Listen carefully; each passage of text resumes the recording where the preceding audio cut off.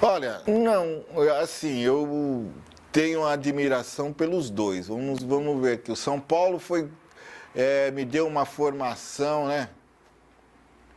Como homem, para mim seguir uma vida correta, limpa, porque o São Paulo era muito rígido. Eu peguei nas categorias de base um treinador chamado José Poy. Ele era um argentino, ele era muito bravo mesmo, Poy. E naquela época ele queria que nós fôssemos primeiro homem, né? E ele pegava no pé. E para minha felicidade, depois ele veio para os profissionais. E ele não queria sequer que nós comprássemos um carro, né? Na época que ele veio para o profissional, eu já estava com uns 2, 3 anos jogando. E estava subindo o Serginho Chulapa e o Mauro. E os dois não podiam comprar carro, mas compraram o carro, mas deixava escondido. O Poy não podia ver o carro. Porque hoje, se você analisar, ele estava certo. O que ele queria? Pô, a gente não tinha nem onde morar, né? A gente morava na maloquinha aqui embaixo. O outro, o Serginho também, o outro também.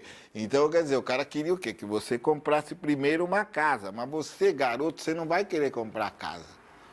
Você vai querer primeiro comprar um carro, né? E, naturalmente, era o que acontecia conosco. Mas aí o Poy, como eu vinha dizendo, foi para mim, São Paulo, uma escola para a vida, né? Foi onde tudo começou. E eu fui para o Santos. Quando eu fui para o Santos, eu dei sequência à minha carreira, né? Naturalmente, graças ao que eu havia conquistado no São Paulo, a minha personalidade, essas coisas todas. E me dei super bem no Santos, né?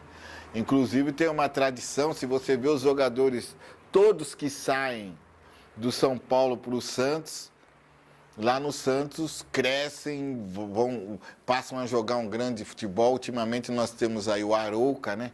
Que estava encostado aqui no São Paulo e foi para o Santos e hoje é um dos melhores jogadores do Santos.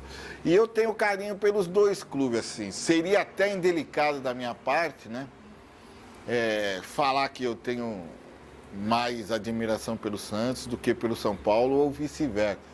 Quando torce os dois, eu torço para o melhor ganhar. Agora, qualquer um dos dois jogando, São Paulo e Corinthians, eu sou São Paulo, Santos e Corinthians, eu sou Santos, né? Assim eu vou indo, eu fico sempre em cima do muro.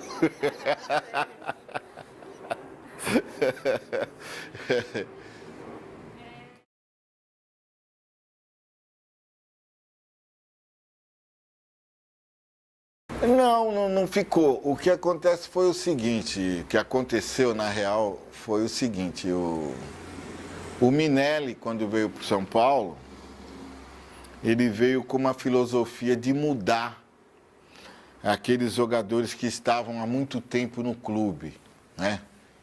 Então, o que ele fez?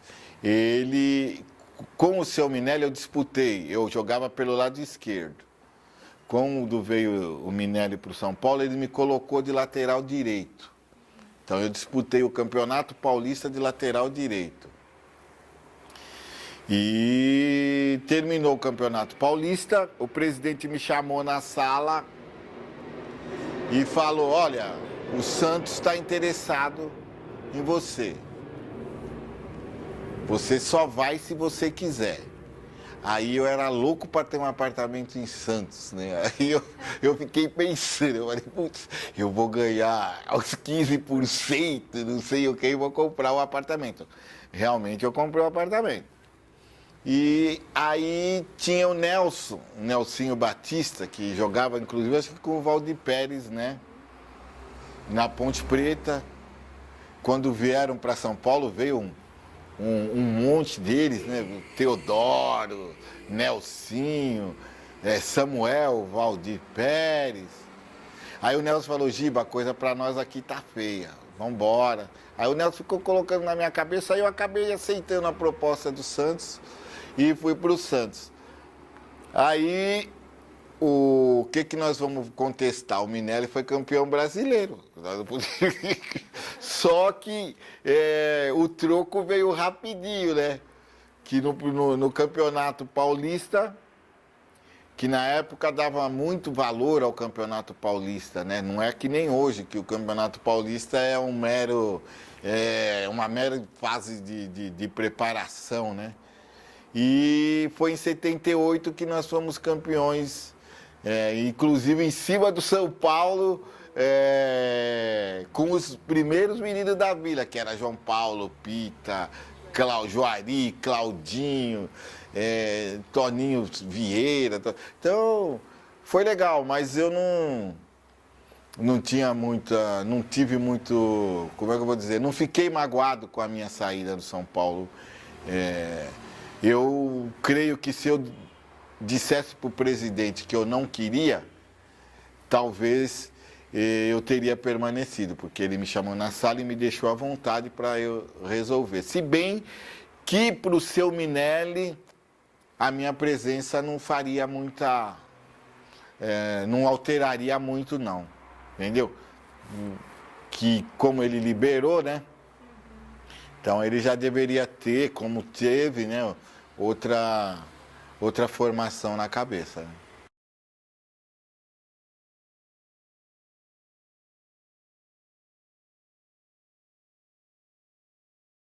Por causa do dinheiro.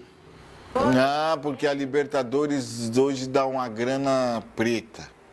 No meu tempo, eu lembro muito bem, quando nós íamos jogar Libertadores, nós fomos vice. São Paulo foi vice-campeão da Libertadores. Nós fomos vice-campeões da Libertadores. Aí, os caras, quando ia começar, os caras paravam, putz, agora vai ter que esse campeonatozinho aí né? Falavam um monte. Ninguém queria jogar Libertadores, jogava só por jogar. Aí foi ganhando corpo, né? Foi ganhando corpo e tal, aí depois foi se dando muito valor para Libertadores, aí porque não sei o que, ia ser campeão do mundo. Inclusive o São Paulo, né, para nossa felicidade, parece que já foi 3 vezes, né, campeão do mundo aí, não sei. E aí o que aconteceu? Copa do Brasil, aí dá uma vaga para Libertadores, aí Campeonato Brasileiro, aí se você for pegar o tempo, não tem mais espaço para o Campeonato Paulista. E o que aconteceu? Com a valorização dos atletas, esse negócio cheio de dinheiro, os clubes menores do interior com pouca estrutura, o que aconteceu? Esses clubes foram entrando em decadência. Então hoje, se você pegar o campeonato, eu não sei se já está na 15ª rodada, só um time do interior ganhou de um time grande, que o Santos perdeu, parece, jogando com jogadores reservas. Então, quer dizer, eles não têm mais estrutura, né? Não têm mais condições de formar jogadores, porque naquela época, os jogadores, por exemplo, vou citar até um tempo da Ponte Preta, da Ferroviária, quer dizer, os jogadores eram formados ali e vinham para os times grandes e tal, tinha aquela transação, aquele intercâmbio. Hoje é muito difícil, né? Aí começou a aparecer os empresários, e os empresários passaram a dominar o futebol e acabou a liberdade dos jogadores. Então você vai no São Paulo, você chega lá, garoto de 10, 11 anos já tem empresário. Né? E não é só no São Paulo, é tudo por aí. Então tudo isso veio mudando, foi aparecendo essa nova maneira de trabalhar, os empresários foram ganhando espaço, e foi tirando o espaço dos clubes pequenos, né? Então, foi complicando e hoje o Campeonato Paulista é um campeonato de 3 meses e todo mundo mete o pau, que ainda é muito. Então, o pensamento do pessoal é o quê? É Campeonato Brasileiro e... como é que eu falei? Copa do Brasil, né? Que dá uma vaga para Libertadores e vai o campeonato, e os campeonatos regionais, né? Não é só o de São Paulo. Os campeonatos regionais vão perdendo espaço, porque as equipes pequenas entram só para participar, não tem nenhum objetivo, uma ou outra faz um campeonatozinho melhor, se classifica entre as 8 e fica isso. E os caras da rádio fazendo uma pressão para diminuir o tempo do Campeonato Paulista, que já é mínimo, e vai indo. É um mistério. Foi assim.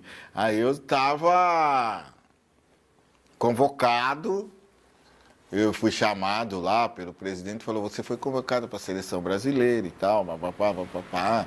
Eu, poxa, que legal, fiquei muito contente, naturalmente. Só que houve uma mudança e não sei se foi o Rodrigues Neto, um jogador do Flamengo, parece que foi.